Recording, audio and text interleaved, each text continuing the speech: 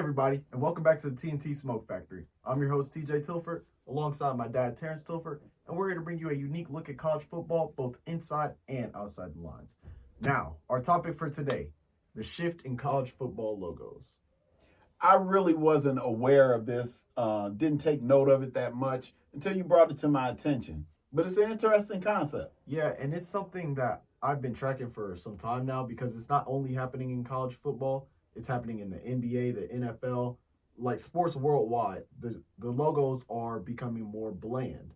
So that's what we're going to talk about today, and we're going to get right into it with our first logo, probably the most iconic college football team of all time, the Alabama Crimson Tide. You cannot argue with it. You have Bear Bryant, and now you're going into the end of the era of the GOAT, Nick Saban. Coming out of the era. Yeah, we're coming. Yeah, we're the era has ended. Yeah, we're not even coming out. We're out. Yeah, but yeah, iconic program known for winning. What else can you say? Yeah, and our first logo we're going to look at right here was their primary from 1974 to 2000. Okay. I think this is a clean logo right here. I like the way the elephant is coming out.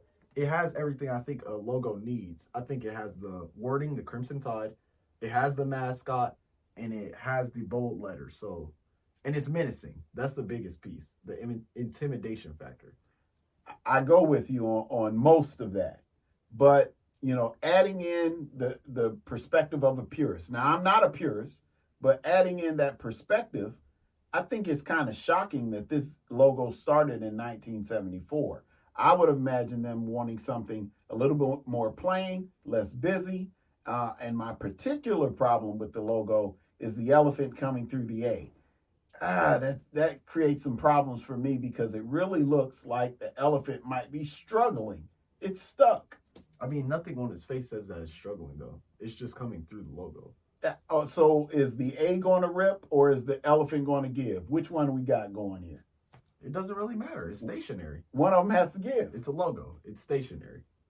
I'll give it to you. Our next logo that we're going to look at was their primary from 2001 to 2003. Now, in my opinion, this is their best logo that they've had. Very menacing elephant. I love the Alabama script right here. The only downside to this logo, the Crimson Tide is a little smushed under there. Yeah. But other than that, the intimidation is great.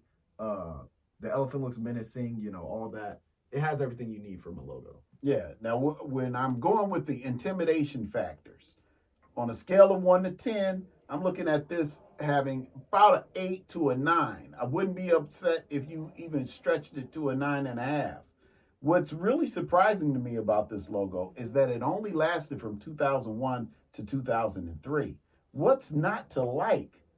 Well, one thing, maybe the Crimson Tide is kind of squashed in there, but that's a simple fix. You could take that out exactly. And just leave the Alabama. Exactly. I'm like, but the Alabama, the wording of Alabama, the way that the elephant is standing behind Alabama, looking like, hey, you got to deal with me. I love that logo. Yeah. I think it was the best one that they've had thus far. Yeah, and now their logo from 2004 to the present. Now, not in my opinion, but when I look at this logo, I have to be honest. When I think of Alabama, this is the logo that I think of because of the Nick Saban era, all the championships they've won under him. This was their primary logo for all of it. So when I think of Alabama, this is the first one that comes to mind. But it is also the worst one. It's very plain. You have the A, the Alabama font isn't that, it's not popping out to me. And I can't get down with this logo. Well, it makes sense that it's the logo you think of. This has been the logo your entire life. Yeah. So you wouldn't have been thinking about the older logos that looked a lot better. My biggest problem with this logo is it really feels like it is a knockoff from the Oakland A's. It looks like it is I can see that. A carbon copy of the Oakland A's. Yeah, we changed the font a little bit, but it's still the Oakland A's logo when you think conceptually. And I don't like that because you're talking about Alabama Crimson Tide. Again, as I said, iconic program. World famous. Yes. Oakland Athletics doesn't ring world famous. Yeah. It doesn't ring icon. It doesn't even ring winner. Yeah. Why would you associate your program with somebody who's not a winner? Yeah. Don't get it. I don't get it. That's a very good point. Bad shift. Our next logo that we're going to look at, the Purdue Boilermakers. This was their primary logo. I don't have the exact years, but I do know that this logo was taken out in the early 2010s. Mhm. So, in my opinion, though, this is a very clean logo. Mhm. I like the smoke coming through. This is a logo that I think would be great on a weight room wall. Oh, You yeah. open up the wall, have the logo coming out of a tunnel with the smoke behind it. It has everything you want. It's intimidating, in my opinion. Mhm. You have the mascot, technically, the Boilermakers. Yes. So you have the train, and overall, it's just a very nice logo. It goes along with their program. Everything that they do, it's boiler up. The touchdowns, you're going to hear the horn or the whistle from the train. Everything that their program stands for is conceptualized in this logo. Now, you gave it a high intimidation factor. For me, I don't know if I really will go with intimidating, but it does give aggressive. And I think aggressive is still a good look when you're thinking athletics. You want your athletics to be about aggression. So I like the logo. I really like the concept. I just hate this shift. But before we talk about the next logo, you say you don't think it's as intimidating. I think you're basing intimidation off of face specifically. Even though this logo doesn't have a face, I think it's still very intimidating. I think if you saw this logo on your schedule, Mhm. this is like, oh, they're coming. The train. When you Mhm. think of train, you hear the noises.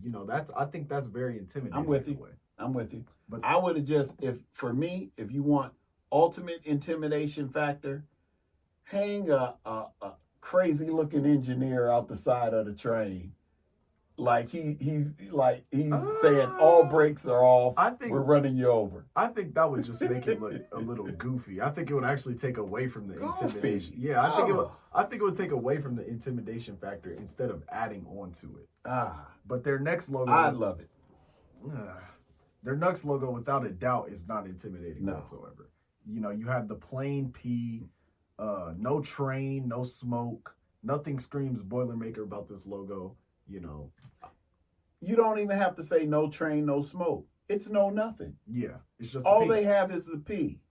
And, at this point, I'm looking at that and I don't get it. What are you trying to say about your athletic program if you're just promoting a simple P? Now, going back to my comments before, a purist would love this. Yeah. It's clean, it's simple, it's straightforward, nothing flashy about it.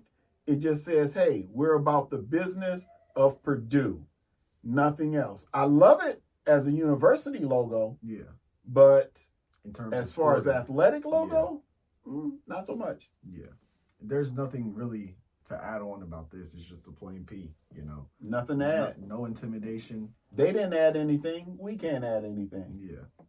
Our next logo that we're going to look at, the Rutgers Scarlet Knight. Now, this is a absolutely beautiful logo, in my opinion. Absolutely. And the fact that it only lasted 4 years is crazy. This was their primary from 1997 to 2001. Mm-hmm. It should be their primary from 1997 to present, in my Yes.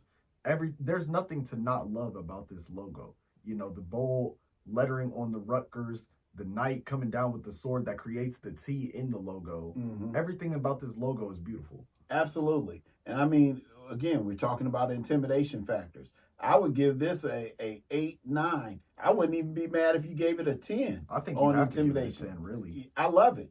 The daggers that also are on the R. This is a great logo. Yeah. And when you think about the 97 through 2001, if I'm correct, that's around the time where Rutgers began to try to shift their programs in a positive direction. Even the women's basketball program was on an uptick during this time. Yeah. But then you go and you try to attract the modern athlete with a simple R. Yeah. And for the modern athlete, that's not going to cut it. Yeah. This is a very bland logo. Same thing as the Purdue logo. You're just having one bold letter, Mm-hmm. So there's nothing really to comment on this logo. You don't have the R, or you don't have the knight. You don't have the sword. Mm-mm. Nothing about this screams Scarlet Knight. Nothing. Nothing about it is intimidating. I mean, could you at least keep the dagger on the end of the R? Yeah. Something to promote yourself as aggressive. There's nothing that the visiting fans, the visiting team should feel intimidated about when they're walking in your stadium and all they see is the simple R. Yeah. But you put that knight on the middle of the field, now we got a little bit of something going. We got a little bit of energy going around the program. Yeah. And you're talking about a splashy athlete that might be able to say, you know what, I can see you wearing that on my chest. Yeah. And they may want to get down with the program. Not saying that decisions are made off of that, but you can't tell me It's that not a splash Yeah. does not come into a play, at least psychologically, a little bit. Yeah. So if your program is neck and neck with another program, don't let your logo lose the athlete. Yeah. Now, our final logo that we're going to look at is a example of a decent shift from old creativity to new, the new Purist logo. Yeah. And the team we're talking about here are the Buffalo Bulls. In my opinion, I love this logo right here. I like the shading on the bull. You have multiple colors coming into effect. It's very creative. Yeah. Very menacing, the nose ring, everything. Mhm. I really like this logo. I do too. I think it's a carryover from the logos of the past that were more cartoonish. I think this still has some of that characteristic to it. Yeah. But I like the way they cleanly made it. The logo does have some intimidation factor. I do like the way that you said this is an example of a decent shift. Because as we go into the new logo, I think people will be able to see they tried to keep some character Yeah. of this logo as they moved into the present logo. And the present logo, I mean, it's the logo all by itself, but at the same time, when you look at it, there is still some intimidation factor Yeah. here. You know, it's not plain, boring. It still has some pizzazz to it. Yeah. And I think this logo, it loses a lot of the color that the old logo had. Yeah. It's very flat, Yeah. This is a Purist logo, but it's a better Purist logo that we've seen, compared to the Purdue shift, the Rutgers shift, the Alabama shift. This is a better shift from old creativity to the new logo. Agreed. They took some of the gloss out of it. Yeah. That's what it is. They made it just, matte finish, no gloss, no shine, but at the same time, let's maintain some of that fear factor inside of the logo. Yeah, because it's still menacing. You still have the Absolutely. eyes. You can tell it's you can tell the bull is angry. Yeah. Yeah, the bull is angry. Yeah, so I like it. This is a very, very good shift compared to the shifts that we have seen Absolutely. in college football. Absolutely. So now, Now the big question is, yeah, why is this happening? yeah, Why are we seeing this shift in logos moving from the aggressive mascot driven logo to just the plain, university letter logo? In my opinion, I think we're looking at, in some respects, a move away from college mascots. yeah, The mascot is being promoted on the field, maybe in a commercial here or there, but as far as them being promoted by the university on university lettering and university materials, it's no longer there. yeah, they're shifting away, and I'm kind of confused as to why you want to move away from your mascot. Yeah, because I think the mascot is a very big piece in every college. The mascot can make or break a college, in Absolutely. my opinion. And one question I have to ask especially is, why is this happening now? Because when you look at it, the modern athlete is, no offense to you guys, but the modern athlete is more flashy than the older athlete. You have to see what I'm saying. You guys stepped on the field, big shoulder pads, you guys got the job done. The modern athlete, they still get the job done. They're still just as skilled, but I think they add a little bit of a flash to it. You see this through not only college football. You guys didn't have 7-on-7. You guys didn't have all the stuff that the modern athlete has, and they have became a little bit more flashy over time. I would even give you that the modern athlete is more skilled than the athlete of my day. But at the same time, I feel like it was a backhanded kind of comment, that we didn't have flash like you all had flash. I think we were flashy. We just had our flash, a little bit more in control than yours. I would even challenge you. I would say when you think of the iconic, flashy, splash athlete, you can't get any more splash than Deion. Come on, prime time. I would agree with you. Prime time, he kind of leveled up the game when it came to splash and stuff. But outside of prime time, who do you have? We don't need anyone. We have prime time. So you had one person. When you look at the modern football player, almost all of them are flashy, and they have great, drip, as we like to say, even all the way down to the linemen. Like, every single skill position has some type of flash to it, as opposed to one man carrying an era. Now, first of all, I'm not saying that we only had one. I'm giving you the greatest of all time, the greatest to ever do it. Now, we had more athletes that had flash to them. Nobody immediately comes to mind, is what I'm saying. Okay. When you think of your era, you think of Deion Sanders. Nobody else comes to mind. Because he's the greatest to ever do it. But when you think of our era, we have multiple people that can come to mind. You think of Justin Jefferson's, you think of Justin Fields, Stephon Diggs. The list goes on and on of players who have flash. When you think of the 90s era, you just think of Deion Sanders. You think of the greatest to ever do it. But nobody else after that. Why do we need anyone else if we have the greatest to ever do it? Okay. One man compared to 50? Bo Jackson? He wasn't as flashy. Come on. Why wasn't he flashy? All right, because I'm sorry, just his drip wasn't, Oh, so now it's about the drip. It's not. Well, that's what I think of when I think of flash. Well, when I think of flash, I think of performance on the field being a huge part of that. I could see where you're coming from there, because that's also a big factor. But Brian Bosworth. No. Come on, man. Brian Bosworth had flash. Moving on.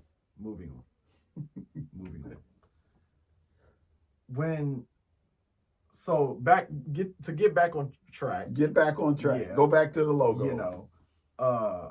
One reason that this is happening is because it's easier to market.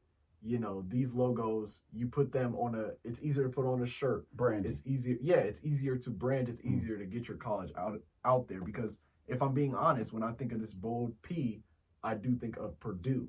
So, this is a shift that is happening, for better marketing.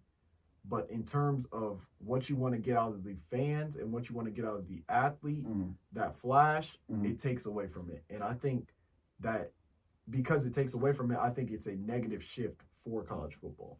And for me, and I agree with you 100%, but I also think that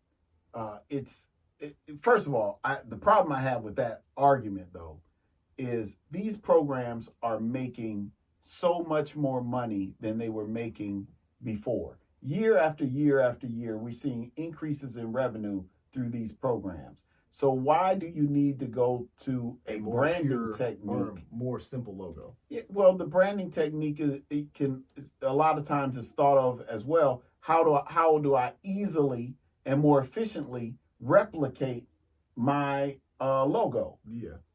I don't think they need to do that. I think these programs could have, still a logo for the university, but then a logo for their sports programs, and still make it cohesive. And something I just thought of that's actually crazy that just came to my mind is technology has also advanced through time. When you look at some of the old logos that were on here, some of them probably weren't made on a computer. These were people Somebody sat down and drew. Yeah, drawing them by hand. We have computers now. You can import a bunch of stuff.